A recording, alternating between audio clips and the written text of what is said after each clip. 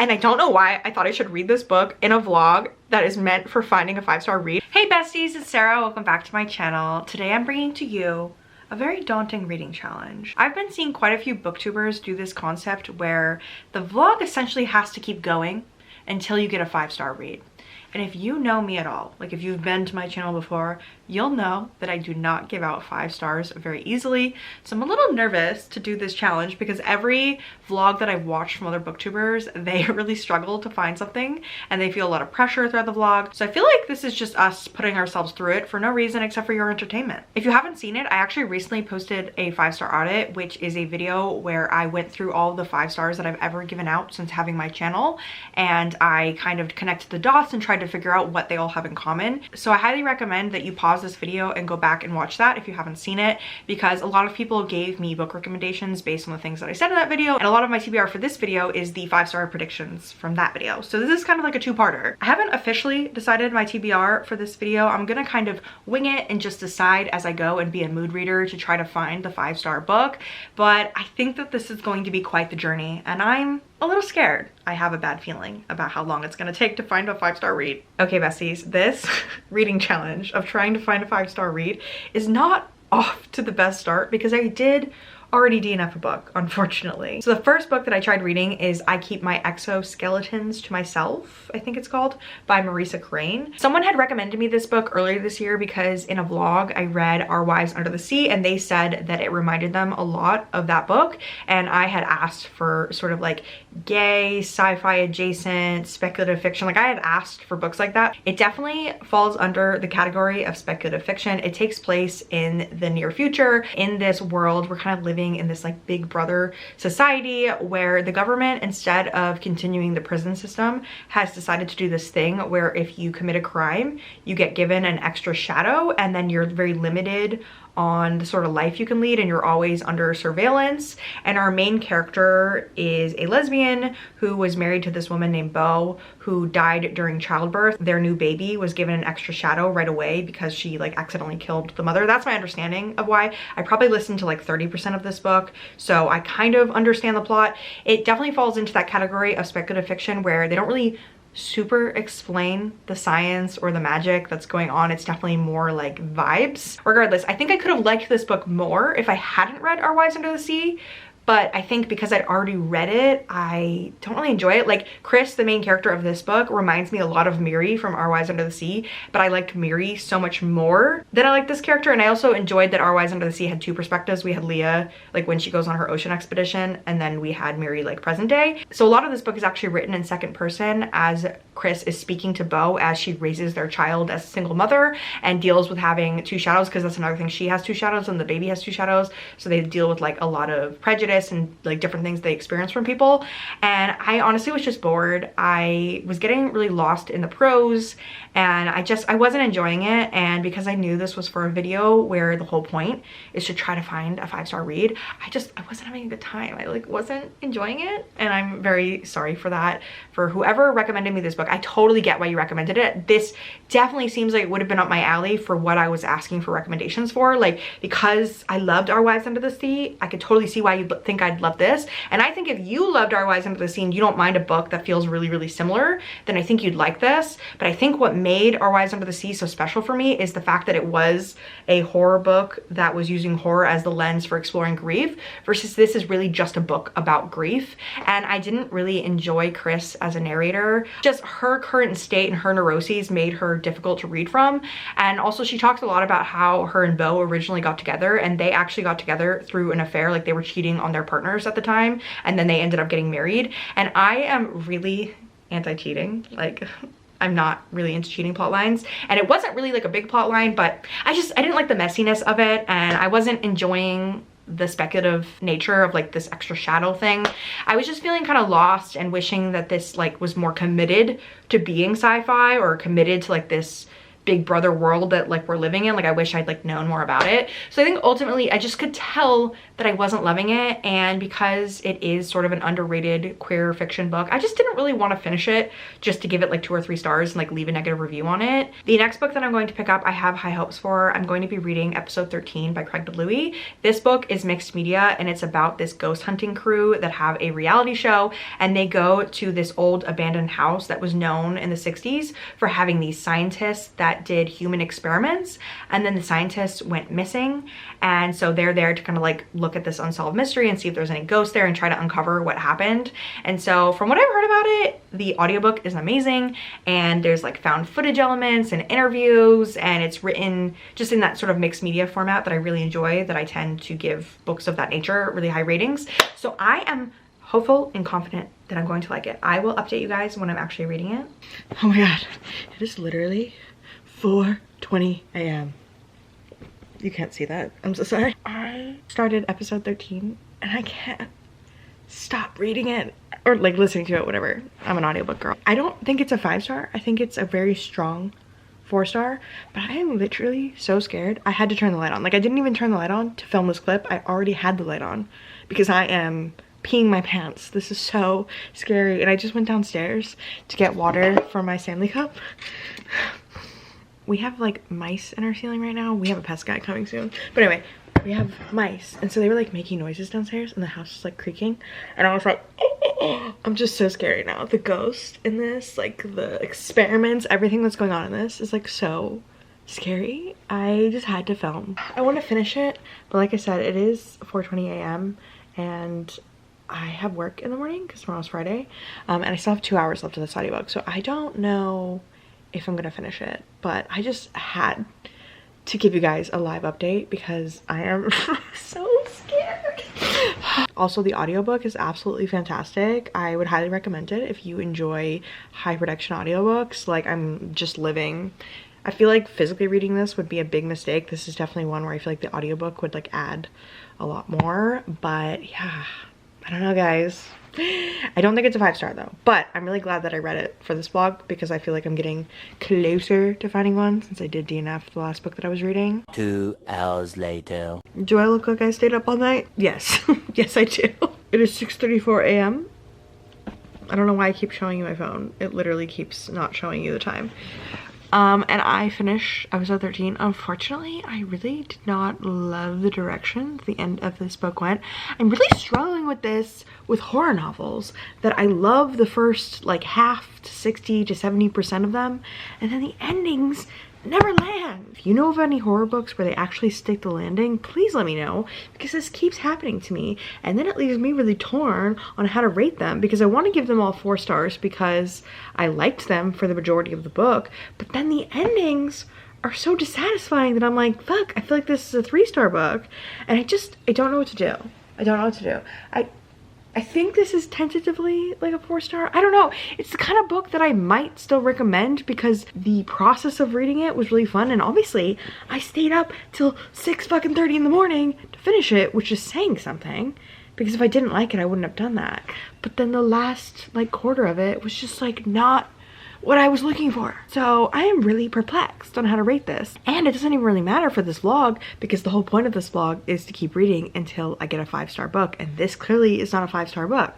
But, sorry, I have hair in my mouth. Regardless, it was good up until a point, and just the ending part when they go down into the well, just, if you've read it, I feel like you'll know what I'm talking about. It didn't give what I wanted it to give. It did not do what I wanted. Also, I didn't really love the characters in this book.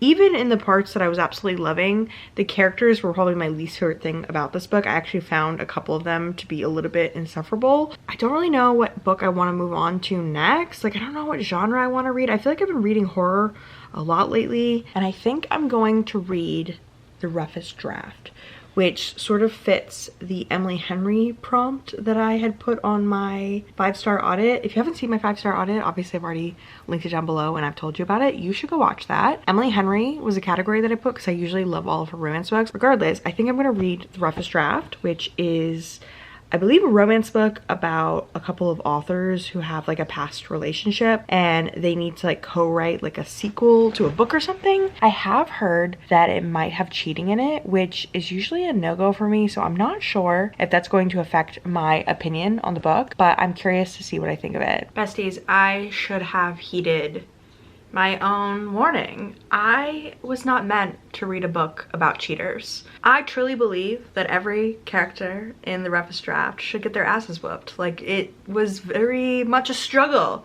to read about these dirty little cheaters. I am going to warn you that if you like this book, the review I'm about to give is filled with vitriol. So if you like this book and you don't want your feelings hurt, I definitely recommend you use little timestamps down below to skip to the next book. So I was pretty much right about the premise of the roughest draft. It is about these two authors that have a writing career together, but in the past they actually were not in a relationship. They were just friends that worked together. Basically, they met at a writing retreat and Nathan had a fiance at the time, but he loved Katrina's writing so much that he wanted to partner up with her, and so he did end up marrying this woman Melissa, and so he had a wife, but then obviously him and Katrina were working so closely together that they fell in love.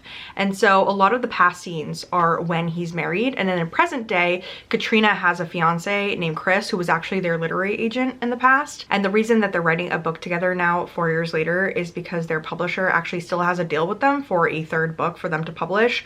And Nathan's current book is not doing very well, like the one that he published by himself. So basically this is a way for him to improve his career. And then Katrina agrees to writing because Chris, the fiance slash literary agent, kind of pressures her into doing it. And so that's why they end up at this house in Florida writing together. And I just found this book to be really insufferable, not because of the writing. Honestly, the writing was pretty good. I definitely would be open to reading another book by this author pairing, which, by the way, they are a married couple. I did go on their author website to find out how they got together because there's so much cheating in this book that I was like, did you as co-authors get together like this? Before I start ranting about the morality of these characters and what about the characters made me not like them, I will say that there's just not a lot that happens in this book. It is very character driven, but when you don't like the characters, it makes it very difficult to enjoy the book. It really very much is them just getting together at this house and writing a book. There's not a lot of plot. So you do get both Nathan and Katrina's perspectives for both the present day events as well as the past memories. And so you kind of know what they're both thinking the entire book. And I normally love dual POV, but I feel like it made me dislike the characters even more because they just both were so shitty. That kind of feels like the only constructive thing I can really say is that I do wish there had been more going on in the plot. I just had a really hard time shipping these characters because of how they conduct themselves. And I am not anti unlikable characters. Like, there are a lot of books that I love with morally great characters who do bad things. There have even been books that I've read that deal with a little bit of emotional or physical cheating that I was okay with. So to paint a scene for you, Nathan and Katrina first met years ago on a writing retreat, and that's how they became acquainted with one another and their writing and how they decided that they wanted to be writing partners. But like I said, Nathan had a fiance at the time when he met Katrina, and it's very evident from even the memory of them meeting that he right away was very intrigued by her and found her very beautiful and interesting. And I think what just really bothered me, and this is going to lead completely into my own personal opinion and how I conduct myself in relationships as someone who has a boyfriend and what I would think would be okay in my behavior or my boyfriend's behavior. But what really bothered me is, like I said, Nathan knew that he felt like this huge draw to Katrina, and it's not like they were just working at a regular job in an office where they were working on like a project together and then they accidentally got feelings for one another. They are authors, so they get to decide who they want to work with and who they want to be their business partners. And so there really wasn't any reason forcing them to be together. And Nathan had a whole ass fiance and he knew that he was attracted to Katrina. But the big theme in this book is that the characters are delusional and they lie to themselves constantly. That is actually something that is very irritating to me when I'm reading a book. I hate the miscommunication trope, and I also hate when characters don't know how to be honest with themselves. Like, that just really irks me. Nathan chose to enter this partnership with Katrina knowing that he had a whole ass woman that he loved. And I just think that if my boyfriend did that, like if he decided he wanted to be business partners and work really intimately with a woman that I didn't know, I think I would feel uncomfortable with that. I'm not saying there wouldn't be a scenario where it could happen, but in general, because this is something they did by choice, by choosing to write together. And here's the thing, they don't write like thrillers, they don't write horror, they don't write things that are like non-romantic, they literally write romance books together that have sex scenes. in them. And the book that him and Katrina were writing together was about a couple that meets when they're married to other people and they commit adultery. If I were Melissa and I read that second book that Katrina and Nathan wrote, which was again about a couple cheating on their partners, I would break up with him. I would simply break up with him, because also the way that they write these romance books, it's so clear that they're putting their own emotions down on the page. So all the past scenes of them writing that book is them being really romantic to one another, but hiding it in their writing. Sorry, I'm gonna like give you like light spoilers. I feel like all of this is very obvious in the book, but if you don't want to hear anything more about this book, I would say skip to the next part. But basically, when he confesses his love to Katrina in the past, like before they have their big like friend blow up, he literally hasn't even spoken to Melissa yet to tell her what's about to happen. Like, he's gonna go home and divorce his wife so that he can be with Katrina.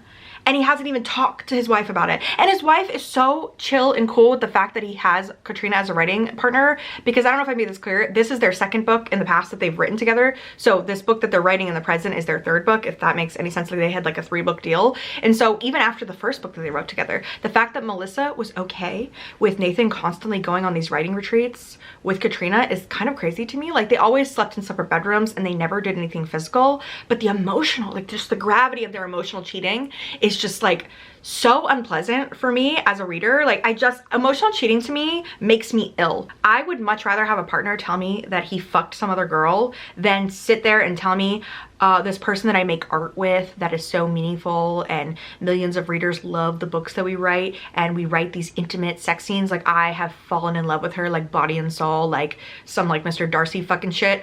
I would literally need so much therapy. And I know that I've read books where there is a little bit of emotional or physical cheating. Like, I know I've like already said that, but there are books where I feel like it works. Like, People We Meet on Vacation by Emily Henry is one of my favorite romance books that I've ever read. And those characters are not innocent and committing some form of like emotional cheating when they were with other partners. But I feel like Emily Henry wrote those main characters in a way where I shipped them together. I felt compassionate for them. I felt like they were pursuing other things outside of each other at times, and like their deceit towards themselves about their feelings for one another, what like made more sense to me. Versus in this context, I feel like Nathan and Katrina very clearly know that they're in love with one another, and they just forcefully convince themselves that they don't. The big thing that happened, like, you have to wait till like the end of the book to find out what happened 4 years ago that finally made Nathan and Katrina like split and go their separate ways. And like when the book came out, they like didn't even do like a tour together.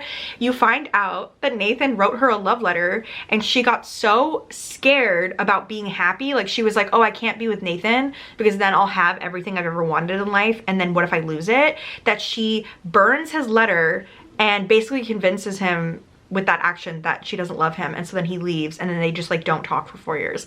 It's just like so immature and underdeveloped, and for these characters that I believe are supposed to be like either in their late 20s or like early 30s, I was just like, you guys need therapy. And I don't know why I thought I should read this book in a vlog that is meant for finding a 5-star read, because this is so opposite of a 5-star read. And I literally said earlier, I'm a little nervous about this because I don't really like cheating. Like, if you don't enjoy cheating, you will not like this book. But I was just trying to convince myself that I was cool. Like, I was like, no, like if the writing and story is good enough, and like depending on the scenario, and if I really like the characters, I think I can get over it. No, I can't get over it. If I were Melissa, I would literally murder everyone. I would be on the news. I would be on the news if I was in this scenario. But if you liked this book, I'm so happy for you. If you agreed with me, I hope that I am validating your emotions right now, because this is a very highly rated book. So I'm sure a lot of people go into this thinking that it's just gonna be like a good old time. And hopefully I am making someone feel seen right now.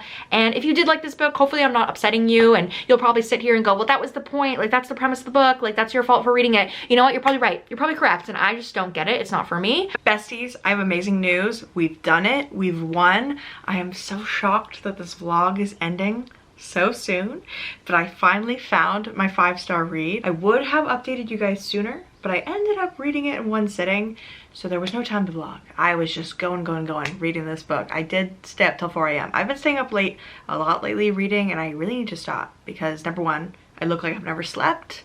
And number two, it's just like not good for my health. So the book in question is Emily Wilde's Encyclopedia of Fairies. I feel like this was definitely a given that I was going to enjoy it because a lot of people have compared it to Half a Soul, and Half a Soul is by far one of my favorite books that I've ever read. It was one of my absolute favorite books that I read last year, so I was really excited to read this. So this book is about our main character, Emily Wilde, who is a professor at Cambridge, and she specializes in fairies, and so she spends a lot of her time writing papers about the fae, as well as doing field work and going out and actually trying to meet them and observe them. And so at the very start of this book, she is going on an expedition where she's going to this, I believe it's in like Norway, sort of like near the Arctic Circle, this very secluded, snowy village. And so when she gets there, she immediately offends all of the people who live there because something about her is she's a little bit socially awkward and she doesn't really pick up on social cues, and she's more about reading and studying than she is about interacting with people. When she's just a few days into her time in this town, her academic rival, Wendell Bamblebee, actually shows up to the town she's in, and he starts to charm everyone because he has a lot of amazing people skills, and they are friends, but they don't always get along because sometimes he steals her research. The thing that I would go with to sell this book is that I believe that it's the perfect mashup between Veronica Speedwell and Half a Soul. So if you like the fae and the cozy fantasy nature of Half a Soul, but then you like the sort of scientific minded main character of Veronica Speedwell, that this is like the perfect combination of the two.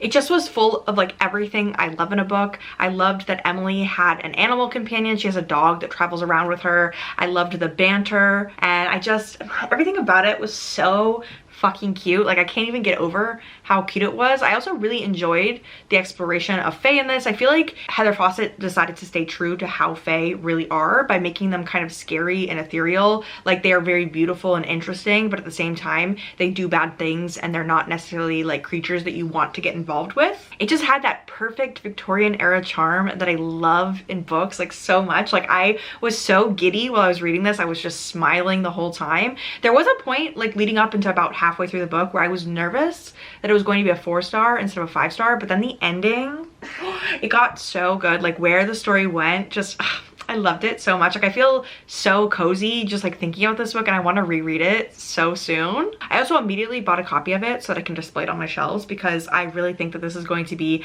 a favorite book of mine for a long time, and I'm so excited to find that this is a series. I thought that this book was a standalone, but when I went to go look it up on Goodreads, I saw that there is a sequel coming out next year, and I don't even know what to say. I feel like I just ranted and raved for like over an hour about The Roughest Draft and had so much to say, but then when I actually love a book and really gave it 5 stars, I don't have as much to say. It was just one of those books that made me nostalgic when I was reading it because it reminded me of like 2 of my favorite books. Like, the combination of Veronica Speedwell and Half a Soul is just chef's kiss. Like, I cannot get over how perfect this book was for me. It's wild to me that the 4th book that I picked up was the one that I ended up giving 5 stars, because that does not normally happen to me. I wouldn't say every 4th book that I read is one that I love and put on my favorites of all time, but I was just so fortunate and lucky. I do feel like it was kind of cheating to read it so soon in this vlog because I just knew in my heart that I was going to love it and give it 5 stars because of how people were marketing it and what they were saying about it. I just knew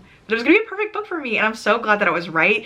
I love when a 5-star prediction is actually correct for myself. I'm just so happy talking about this book. Like, I cannot stop smiling. Like, my cheeks hurt. So to kind of write out my thoughts about this book, I think you should pick this up if you like Victorian wit, if you like cozy fantasy, if you like animal companions, if you like banter, if you like 2 main characters that pretend that they don't like each other but really they are in love, if you like fae, if you like, I don't know, I'm trying to think of other things. I don't know, everything about this was just was so good. I can't. I guess that brings us to the end of this vlog, besties. There's not really much more to say because I achieved the goal. I couldn't stop reading until I got 5 stars, and I got them. Also, by the way, I can't tell if I like my hair right now. I went to the Renaissance fair yesterday and I got my hair braided. I'll turn around and show you. And I love the way that it looks in the back. Like, I think the braid is so cute and adorable, and I love the roses. But I feel like from the front, I don't know what it's giving. I don't like it. If you've made it to the end of this video and you enjoyed it, feel free to use the red rose emoji to match the little flowers in my hair, and I will just know in the comments that you made it to the end, and it'll be a cute little moment between us. I could not be more pleased on how this video went. I really enjoyed that last book. Like, it made up for how shitty The Roughest Draft was. I loved it so much. I hope that you guys enjoyed this video concept as well, and I thank you all so much for watching. You're all beautiful. Have a nice day.